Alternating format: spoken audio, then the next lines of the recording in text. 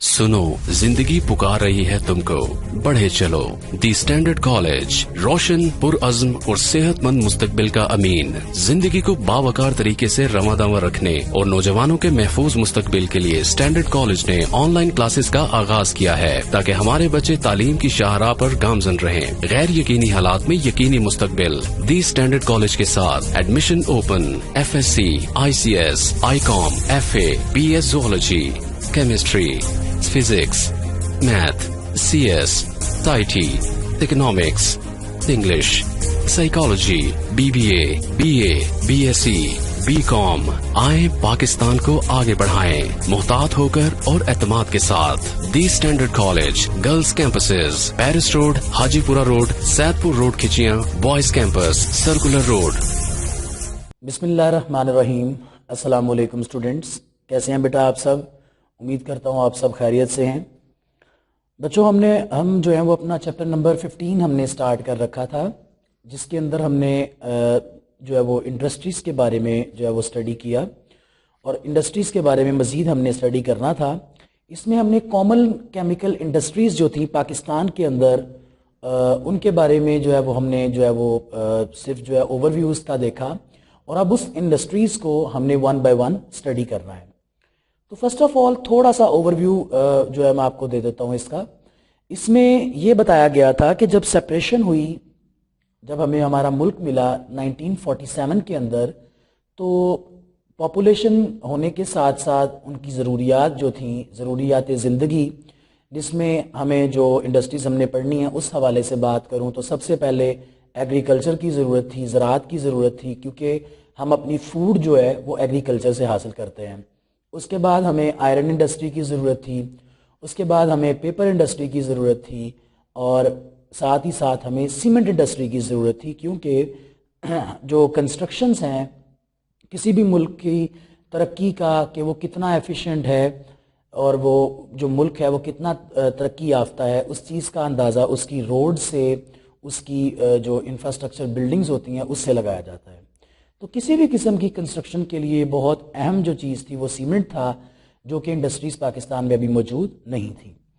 हमने इंट्रोडक्शन के बाद जो है वो फर्टिलाइज़र्स को पकड़ा, और फर्टिलाइज़र्स में हमने देखा कि फर्टिलाइज़र्स होते क्या हैं, और सबसे पहले इसको जो है वो इसकी इन्वेंशन कह लें या डिस्कवरी कह लें, वो किसने की? वो चाइनीज़ जो है आपके पास एक शख्स था जिसने एनिमल मैन्योर को यूज़ किया, जो कि उनके फेसेस और यूरिन होते हैं, उसको उसने सॉइल के अंदर यूज़ किया, और देखा गया कि इस एनिमल मैन्योर को इस्तेमाल करने की वजह से जो फसल की पैदावार है, जो उसकी यील्ड है, जो उसकी फ्रूट फॉर्मेशन है, वो काफ़ी हद तक बेहतर हुई है।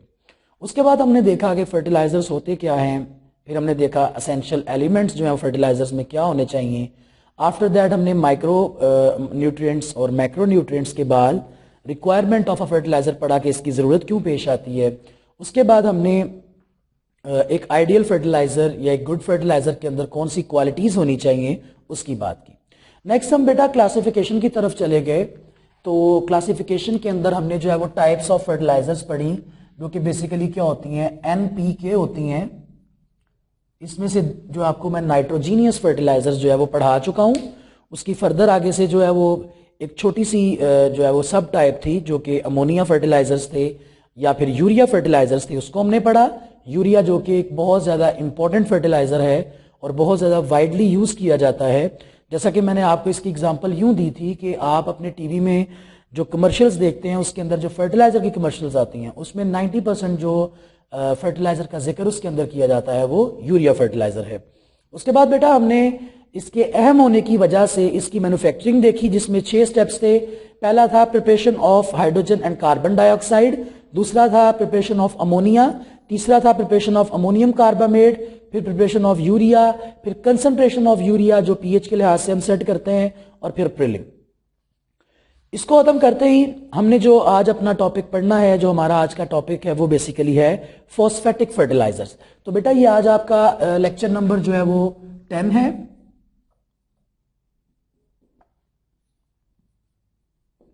लेक्चर नंबर 10 है, और जो हमारा टॉपिक होगा आज का वो क्या होगा?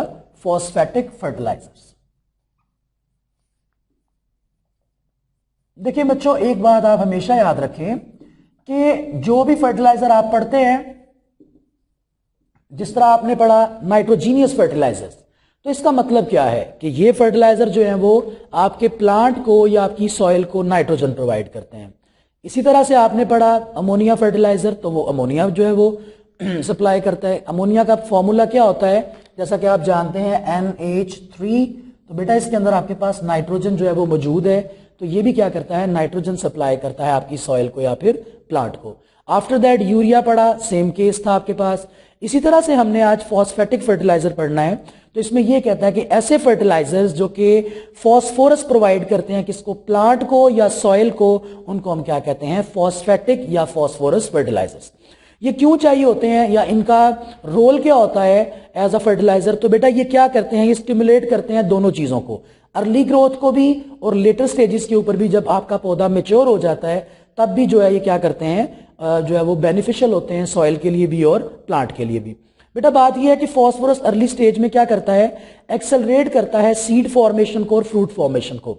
जैसा कि आप देखें कि आपको जो है वो अगर पीछे चले जाएं आज से 20-25 साल 30 साल, तो मौसमी फल मिला करते थे, लेकिन अब आप जूस कॉर्नर्स पे, जूस शॉप्स पे चले जाएं तो आपको 12 महीने किसी भी फल का जो है वो शेक कह लें या फिर आप जूस कह सकते हैं, वो आपको जो है वो अवेलेबल होता है। उसकी वजह क्या है, उसकी वजह ये फर्टिलाइजर्स हैं कि बेमौसमी फल भी इनकी मदद से उगाए जाते हैं, ठीक है, और इन जो सीड फॉर्मेशन है वो भी बड़ी जल्दी हो जाती है। उसकी रीजन एक ये है कि पॉपुलेशन ज्यादा होने की वजह से, डिमांड ज्यादा होने की वजह से हमें फ्रूट्स हैं, चाहे क्रॉप्स हैं, चाहे वीट है, चाहे राइस है, ये हमें जो है वो मैक्सिमम इन क्वांटिटी चाहिए और जितना जल्दी मिल सकता है उतना जल्दी चाहिए। तो ये फॉस्फेटिक फर्टिलाइजर डालने से क्या होता है कि आपकी सीड फॉर्मेशन जो है वो तेज हो जाती है, जिसकी वजह से आपकी फ्रूट फॉर्मेशन भी तेज हो जाती है। और लेटर स्टेजेस पे ये क्या करता है कि प्लांट को डिजीज का बहुत ज्यादा खतरा होता है, ठीक है। जिस तरह से इंसान बीमार हो जाए तो अपना फंक्शन जो है वो उसके जो आप डेली बेसिस की रूटीन्स हैं उनको अच्छी तरह से एक प्रॉपर वे में फुलफिल नहीं कर सकता। इसी तरह से जब बेटा पौधा जो है वो बीमार हो जाता है तो वो क्या होता है, फ्रूट फॉर्मेशन अच्छी नहीं करता, या फिर ये हो जाएगा कि अच्छी नहीं करेगा या अच्छे जायके की नहीं करेगा, या फिर उसकी जो विजुअली उसका जो फ्रूट होगा वो देखने में अच्छा नहीं होगा। लेकिन अगर आपका पौधा कुछ ज्यादा ही जो है वो उसको डिजीज जो है वो कोई उसके ऊपर डोमिनेंट आ गई है, तो उससे क्या होगा कि आपका पौधा फ्रूट फॉर्मेशन करना ही छोड़ देगा। उसके लिए हम बड़ा देसी सा वर्ड यूज करते हैं कि ये पौधा मर गया है। तो फॉस्फेटिक फर्टिलाइजर्स में हमने क्या पढ़ा कि ये जो अर्ली स्टेज है उसमें सीड फॉर्मेशन करता है, फ्रूट फॉर्मेशन करता है, इस चीज को एक्सेलरेट करता है कि जो सीड आपका मान लें कि 15 दिन में आपका जो है बीज पकना है, माइट पॉसिबल कि फॉस्फेटिक फर्टिलाइजर अप्लाई करने से ये आपका 2-3 दिन में हो रहा हो। बच्चों देखिए फल को पकाया जाता है, ठीक है, अगर आप उसको नेचुरली तौर पे पकाएं तो वो दिन लेता है, 5 दिन, 4 दिन, 3 दिन, 6 दिन, 7 दिन। लेकिन अब क्या होता है कि कैल्शियम कार्बाइड जो आपने पार्ट 2 के अंदर रिएक्शन भी किया था, ये वाला आपने बनाया था CaC2, जिसका आपका मॉलिक्यूलर फॉर्मूला था या स्ट्रक्चरल फॉर्मूला कहीं ज्यादा बेहतर होगा, तो वो इस तरह से था, आपको याद होना चाहिए।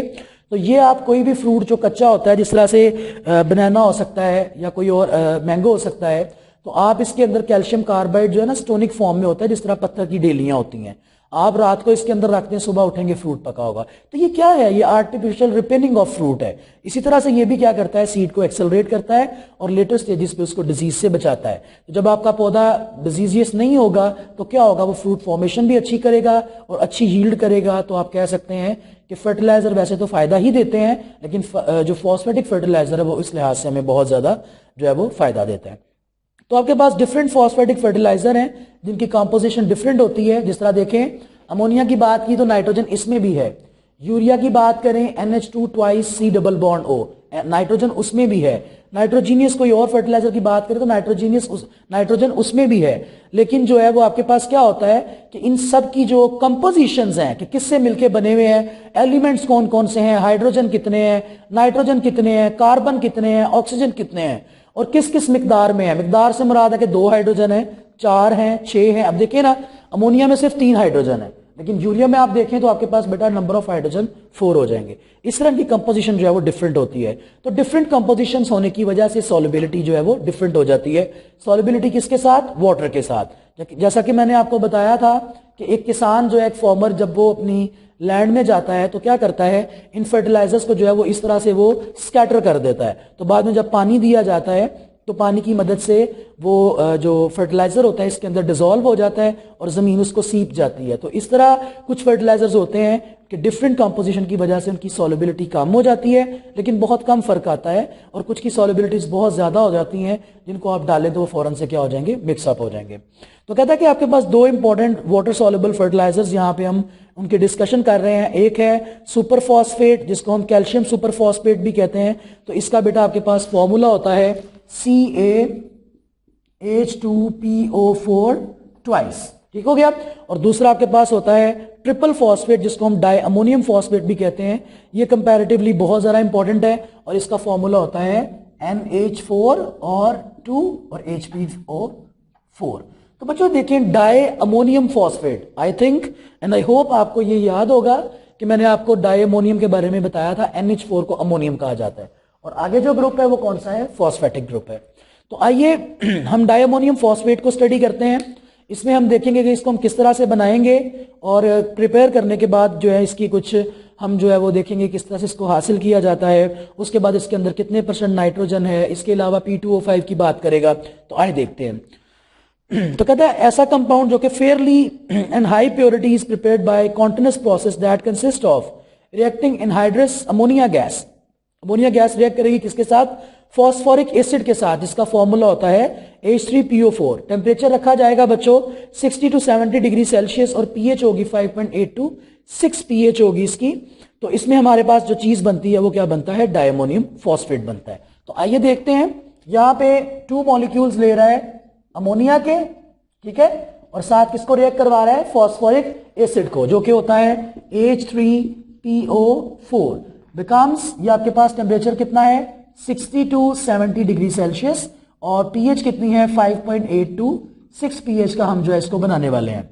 जो हमारे पास प्रोडक्ट आ जाता है बच्चों वो आता है NH4 twice HPO4 plus heat. इसका मतलब हीट इसमें से इवॉल्व हो रही है। आइए पहले रिएक्शन को बैलेंस कर लेते हैं। नाइट्रोजन आपके पास 2 हैं, तो बच्चों 2 1s क्या हो गया, 2 हो गया। हाइड्रोजन कितने हैं, 2 3s 6 एंड 3 9, तो आपके पास 2 4s क्या हो गया 8 और प्लस 1 9 हो गए। क्या रह गया, फॉस्फोरस एक ही है, तो बच्चों यहाँ पे एक ही है, और ऑक्सीजन आपके पास नंबर ऑफ ऑक्सीजन 4 है, तो वो 4 यहाँ पे आपके पास पूरे के पूरे हैं।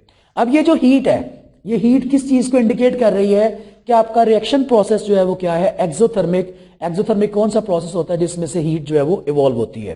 तो देखिए वेरी फर्स्ट लाइन में उसने लिख दिया it is an exothermic reaction, और जो हीट ऑफ रिएक्शन है, जो रिएक्शन में से हीट निकल रही है वो क्या करती है, लिक्कर में से, लिक्कर कहते हैं बेटा ये सोल्यूशन जो बना है आपके पास, ठीक है, तो इसमें से क्या करती है कि वाटर को वेपराइज कर देती है। क्या मतलब है इसका, कि जब ये आपके पास रिएक्टेंट्स दोनों ने रिएक्ट किया, ये प्रोडक्ट बना, तो ये लिक्कर की फॉर्म में था, किसी बीकर में मान लें आप था, या आपके पास किसी भी इस तरह के फ्लास्क में था। तो जो निकलने वाली हीट है, इसमें मौजूद जो आपके पास थोड़ी सी भी नमी होगी जो आपके पास, उसको ये हीट क्या करेगी, वेपराइज कर देगी। तो कहता कि अगर आपके पास ठीक तरह से हीट वेपराइज नहीं होती है तो आप डिफरेंट मेथड्स अपना सकते हैं, like centrifuge method. Centrifuge method बेटा आपने अपनी 9-10 के अंदर सेंट्रीफ्यूगल फोर्स, जो कि सेंट्रीपीटल फोर्स के बाद है, उसके अंदर आपने पढ़ा था कि ये सेंट्रीफ्यूगल फोर्स आपके जो डेली लाइफ है कहाँ पे आप यूज कर रहे हैं, जो ड्रायर होता है आपका, कपड़े धोने के बाद आप जो कपड़ों को ड्राई करते हैं तो आपने देखा होगा कि वो घूमता है, जिसकी वजह से कपड़े जो हैं उस ड्रायर की दीवारों के साथ लग जाते हैं और सारा वाटर जो है वो उसमें से निकल जाता है। उस तरह भी आप इसमें से वाटर को निकाल सकते हैं। या फिर आप देखें कि आपका सोल्यूशन आपको जो मिला है, जो डायमोनियम फॉस्फेट मिला है, इसके साथ कोई इंप्योरिटीज मौजूद हैं, कोई डस्ट पार्टिकल्स मौजूद हैं, तो इसके लिए तरीका बच्चों ये होता है कि आप इसको वॉश करें और वॉश करने के बाद आप इसको ड्राई कर लें। ड्राई करने का मेथड भी हमने book 1 chapter number 2 topic number 2 crystallisation में पढ़ा था, ड्राइंग ऑफ क्रिस्टल्स। तो इसको डिफरेंट जो है वो मेथड्स होते हैं ड्राई करने के, आप इसको जो है वो ड्राई कर सकते हैं, आपके हेयर ड्रायर से भी कर सकते हैं, या फिर 2-3 लेके वो आपके फिल्टर पेपर्स उनके अंदर रख के उस तरह भी ड्राई कर सकते हैं, जस्ट लाइक आप जो है वो टॉवल यूज करते हैं। या फिर उसके अलावा जो है वो आपके पास एक बड़ा बेहतरीन मेथड होता है जो कि प्योर केमिस्ट्री का मेथड है, वैक्यूम डेसिकेटर, उसके अंदर रख के भी इसको ड्राई किया जा सकता है।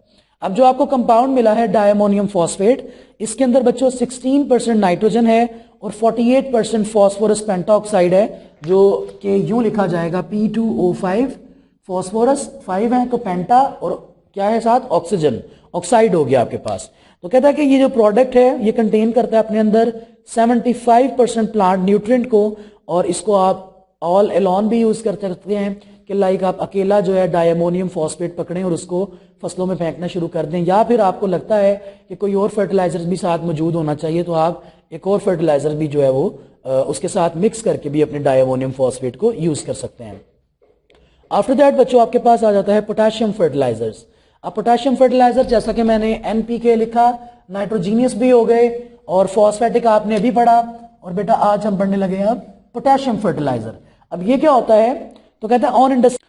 तो बच्चों आज पोटेशियम फर्टिलाइजर में क्या होता है कि इंडस्ट्रियल स्केल के ऊपर इसको प्रिपेयर किया जाता है डबल डीकंपोजिशन रिएक्शन से, जिसको हम कहते हैं एसिड और बेस का रिएक्शन। तो आइए देखते हैं। सबसे पहले सोडियम नाइट्रेट जो है वो रिएक्ट कर रहा है NaNO3, इसको क्या कहते हैं, सोडियम नाइट्रेट। ओके बच्चों, तो सोडियम नाइट्रेट को आप रिएक्ट करवा रहे हैं KCl के साथ, जिसको हम कहते हैं potassium chloride.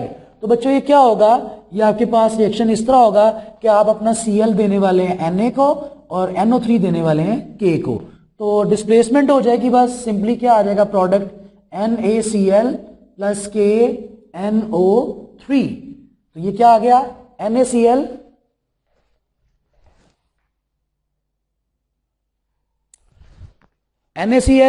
Sodium chloride and potassium nitrate आपके पास आ गया। ठीक है जी। तो कहता है कि कंसंट्रेटेड हॉट सॉल्यूशन जो है सोडियम नाइट्रेट का, इसकी बात हो रही है, ये आपके पास कंसंट्रेटेड हॉट सॉल्यूशन। ठीक है, आप मान लें कि ये बीकर है और इसके अंदर क्या है जी आपके पास, ये KNO जो सोडियम नाइट्रेट है। ठीक है जी, क्या इसके अंदर मौजूद है, सोडियम नाइट्रेट, और ऊपर से बेटा आपके पास पोटेशियम क्लोराइड जो है उसको हम इसके अंदर ऐड कर रहे हैं। ठीक है, ऊपर से पोटेशियम क्लोराइड KCl इसके अंदर हम क्या कर रहे हैं, ऐड कर रहे हैं। ठीक है, तो फिर क्या होगा, कहता कि ऑन हीटिंग, जब आप इसको हीट करेंगे, potassium chloride crystal change into sodium chloride. देखिए ना, पोटेशियम क्लोराइड इसमें आया, आपने हीट किया तो माइग्रेशन रिएक्शन हो गया, K और Cl का बॉन्ड टूट गया और आपके पास क्या हो गया, K चला गया नाइट्रेट के साथ, लेकिन K के उधर जाने से पहले Na और Cl का बॉन्ड बन जाएगा। जब Na और Cl का बॉन्ड बन जाएगा, देखिए ना ये हो गया, जब ये टूटा तो क्या बन गया, ये बन गया आपके पास K positive and Cl negative. Okay, तो क्या हुआ, ये Cl फौरन से जाके इस Na के साथ लग गया, तो इधर क्या रह गया, NO3 नेगेटिव, तो ये पॉजिटिव और ये नेगेटिव आपस में बॉन्ड बना लेंगे और क्या आ जाएगा, पोटेशियम नाइट्रेट आपके पास आ जाएगा। तो कहता है इसके अंदर थोड़ा सा पानी भी ऐड कर दिया जाता है ताकि फर्दर डेपोजिशन ना हो सोडियम क्लोराइड की, और सोल्यूशन को कूल किया जाता है, और जब हम कूल करते हैं तो हमें बड़े जो है वो बड़ी अच्छी यील्ड के अंदर जो है पेल येलो कलर के सॉलिड पोटेशियम नाइट्रेट जो है वो हासिल हो जाते हैं। और इसी पोटेशियम नाइट्रेट के अंदर क्या होता है, 13% नाइट्रोजन होता है और 44% पोटाश होता है। तो ये बेटा आपके पास जो था वो क्या था, पोटेशियम नाइट्रेट, या फिर आप ये कह सकते हैं कि पोटेशियम फर्टिलाइजर था। तो हमने देखा कि हमने अपने तीनों टाइप के फर्टिलाइजर्स जो हैं, मान लें कि जो हमने पढ़ा नाइट्रोजीनियस लास्ट लेक्चर में, पोटेशियम पढ़ा इस लेक्चर में, और बेटा उसके बाद इससे पहले हमने पढ़ा फॉस्फेटिक फर्टिलाइजर्स। तो ये आपके पूरी तरह से कंप्लीट हो गए हैं। आज चलते हैं, हम इंडस्ट्री की बात करेंगे कि फर्टिलाइजर्स की इंपॉर्टेंस की तो हमने बात कर ली। अब हम देखते हैं कि हमारा मुल्क जो है वो फर्टिलाइजर्स में कितना अमीर है और किस हद तक इसमें जो है वो फर्टिलाइजर्स जो है वो बनाया जा रहा है और किस किस जगह पे बनाया जा रहा है, और हमारी जो है वो फर्टिलाइजर बनाने की जो क्वांटिटी है पर एनम, ये जो बड़ी क्वांटिटीज होती हैं बेटा, इसको पर एनम मतलब कि पर साल जो होता है, पर ईयर जो है उसको हमेशा इसी तरह से जो है वो देखा जाता है। तो कहता है पाकिस्तान जो है ये बहुत अहम जो है वो हम बात जानते हैं, और ये एक बड़ा अहम मुल्क भी है। पाकिस्तान एक एग्रीकल्चर कंट्री है, तो यहाँ पे जो है वो एग्रीकल्चर को प्रमोट करने के लिए और ज़्यादा मिकदार में ज़राअत करने के लिए, और क्योंकि मैंने जैसा कि बताया कि क्वांटिटी जो है आपके पास पॉपुलेशन बढ़ रही है, तो ज़्यादा हमें फसलें चाहिए, ज़्यादा हमें फूड चाहिए, तो ज़्यादा फूड को गेन करने के लिए जो है वो फर्टिलाइज़र का इस्तेमाल भी बखूबी किया जा रहा है। तो पाकिस्तान क्योंकि एक डेवलपिंग कंट्री है, तो इसके लिए एवर ग्रोइंग डिमांड है हमारे पास यूरिया फर्टिलाइजर की। गवर्नमेंट जो है वो ट्राई कर रही है कि भरपूर कोशिश कर रही है कि वो जो है वो मजीद जो है वो फर्टिलाइजर्स के प्लांट्स जो हैं वो लगाए, लेकिन अभी तक जो है वो 14 फर्टिलाइजर्स के प्लांट जो हैं public as well as private sector पे बेटा काम कर रहे हैं, जो कि दिन ब रात काम करके जो फार्मर्स हैं या कह लें हमारे लिए ही फर्टिलाइजर्स को जो है वो प्रोड्यूस कर रहे हैं। और 2002 में जो है वो आपके पास जो टोटल जो यूरिया फर्टिलाइजर था जो बनाया गया उसकी अमाउंट कितनी थी 5630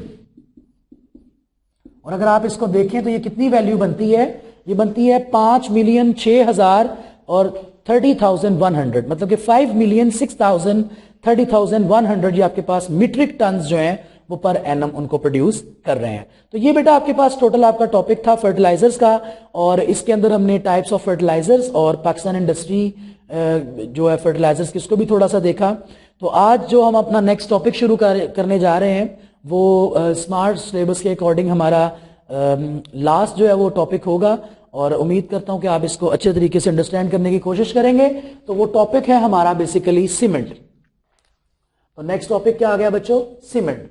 तो सीमेंट के अंदर हम क्या देखने वाले हैं, सबसे पहले हम ये देखेंगे कि हमारे पास सीमेंट होता क्या है, किस काम के लिए इस्तेमाल होता है। फिर उसके बाद ये देखेंगे कि इसको जो है वो सबसे पहले इंट्रोड्यूस किसने करवाया, फिर ये देखेंगे कि इसके रॉ मटेरियल्स क्या है, फिर ये देखेंगे इसके प्रोसेस किस तरह के हैं, और लास्ट में जो प्रोसेस पाकिस्तान में इस्तेमाल होता है जो कि बेसिकली वेट प्रोसेस है, उसकी हम मैन्युफैक्चरिंग की बात करेंगे। तो आइए सबसे पहले कहता है कि सीमेंट बहुत ज्यादा इंपॉर्टेंट बिल्डिंग मटेरियल है। बेटा विदाउट सीमेंट आप बिल्डिंग तो नहीं बना सकते, और अगर आप बना भी लेते हैं जिस तरह पुराने जमाने में बनाई जाती थी तो उनकी वो स्ट्रेंथ जो है बिल्डिंग की वो वैसी नहीं होती है। तो कहता है इसको सबसे पहले इंट्रोड्यूस करवाया था जो है वो इंग्लिश मैसन जोसेफ एस्पेडिन ने, और इसने ये देखा कि जब हम लाइमस्टोन को, किसको, लाइमस्टोन को, या लाइम कह लें आप, CaO कैल्शियम ऑक्साइड जिसको कहा जाता है, उसको और क्ले को, मट्टी को हम जो है वो स्ट्रांगली हीट करते हैं, हाई टेम्परेचर पे हीट करते हैं, किसको, लाइमस्टोन को और क्ले को, चिकनी मिट्टी को हाई टेम्परेचर पे हीट करते हैं, तो हमारे पास एक चीज बन जाती है। और वो चीज किस तरह से होती है, आपके पास क्लिंकर फॉर्म कह लें, या आपके पास एक पेस्ट बन जाती है, जो कि पेस्ट वजूद में कब आती है, जब आप इसके अंदर पानी डालते हैं। उसने भी ऐसा ही किया, इसके अंदर थोड़ा सा पानी डाला और इसको जो है वो दीवार के ऊपर ईंटें लगा के या कोई इस तरह के जो है वो पत्थर लगा के उसने उसके ऊपर जो है इसकी पेस्ट जो है जो उसने बनाई थी लाइमस्टोन और क्ले को हीट करके, और उसमें पानी डाल के उसने उसकी पेस्ट जो है उसके ऊपर अप्लाई कर दी। जब उसने बेटा उसको टाइम दिया सूखने का, तो सूखने के बाद जो है वो बहुत ज्यादा हार्ड मटेरियल बन गया, और उसने इसको नाम दे दिया किसका, पोर्टलैंड सीमेंट का। पहली बात इसके अंदर हमने नाम के लिहाज से ये देखनी है कि पोर्टलैंड सीमेंट का नाम क्यों दिया गया। उसकी वजह ये थी कि ये बिल्कुल दिखाई देता था किसकी तरह, पोर्टलैंड रॉक्स की तरह, जो कि इंग्लैंड में वाक़ हैं, और लोग उन रॉक्स में से जो है वो पत्थर ले लेके जो है वो कंस्ट्रक्शन भी किया करते थे। तो वो जो सीमेंट की आपके पास स्ट्रक्चर आया, जिस तरह से आप भी देखते हैं जब दीवार बनती है आपकी घर में, तो या बाहर के कंस्ट्रक्शन देख लें तो ग्रेश लाइक स्ट्रक्चर बनता है, तो वो जो ग्रेश लाइक स्ट्रक्चर है वो पोर्टलैंड रॉक्स की तरह से था, तो इसने उसको भी नाम दे दिया किसका, पोर्टलैंड सीमेंट का। तो कहता है ये जो आपके पास स्टार्ट हुआ पोर्टलैंड सीमेंट इंडस्ट्री, ये आज से स्टार्ट नहीं है, ये बहुत पहले से स्टार्ट है। और सीमेंट जो है वो अब सस्ती प्राइस में मिलता है। तो बच्चों सस्ती प्राइस में सिर्फ उनको ही मिलता है, चीप प्राइस में सिर्फ उन्हीं कंट्रीज को मिलता है जिनके पास अपने पावर प्लांट्स हैं। जिनके पास अपने पावर प्लांट नहीं है, या मान लें आप पाकिस्तान के पास अपना सीमेंट जो है वो प्लांट नहीं होता, तो क्या होता कि इस सीमेंट को इंपोर्ट करना पड़ता, तो इसकी प्राइस बहुत ज़्यादा कम भी होती, लेकिन हमें इंपोर्ट चार्जेस जो हैं, जो फ्रेट चार्जेस होते हैं, वो इतने ज़्यादा पड़ जाते कि हम तक सीमेंट पहुंचने तक ये इसकी प्राइस बहुत ज़्यादा हाई हो जाती। अब सीमेंट जो है वो उसके प्लांट्स लगाए क्यों जाते हैं, क्योंकि बच्चों ये बहुत ज़्यादा इंपॉर्टेंट जो है वो बिल्डिंग मटेरियल है। और अगर आप इसके बगैर सोचें कि आप अगर कंस्ट्रक्शन ऑफ हाउसेस को देखें या बिल्डिंग को देखें, पब्लिक बिल्डिंग्स या रोड्स को बनाने का सोचें, या इंडस्ट्रियल प्लांट्स लगाने का सोचें, या आप डैम्स लगाने का सोचें, या ब्रिजेस बनाने का सोचें, तो इनमें से कोई भी काम जो है वो सीमेंट के बगैर नहीं हो सकता। After that we are going to study the definition of cement. तो ये क्या होता है, सीमेंट इज अ मटीरियल, इसकी मैं एक शॉर्ट सी डेफिनेशन लिखता हूं।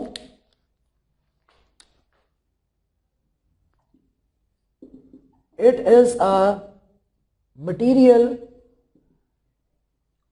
obtained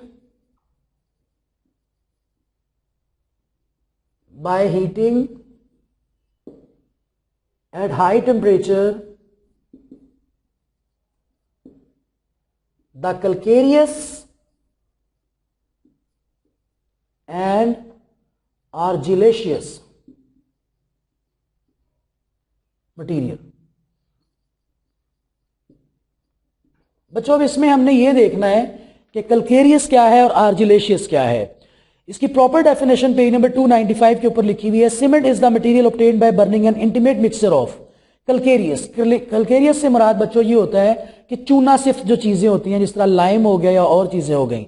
एंड आर्जिलेशियस से मुराद होता है क्ले, चिकनी मिट्टी वगैरह जो होती है। जब हम इनको हाई टेम्परेचर के ऊपर हीट करते हैं तो हमारे पास क्या बनता है, क्लिंकर्स बनते हैं। क्लिंकर्स को अगर आप अपनी डिक्शनरी में देखें तो डिक्शनरी में इसके बारे में बताता है कि मटर की शक्ल के या मटर के साइज के दाने, तो मतलब कि गोल गोल गोलियां बन जाती हैं इनको जब हम हीट करते हैं। किसको? कैल्केरियस को और आर्जिलेशियस मटेरियल को।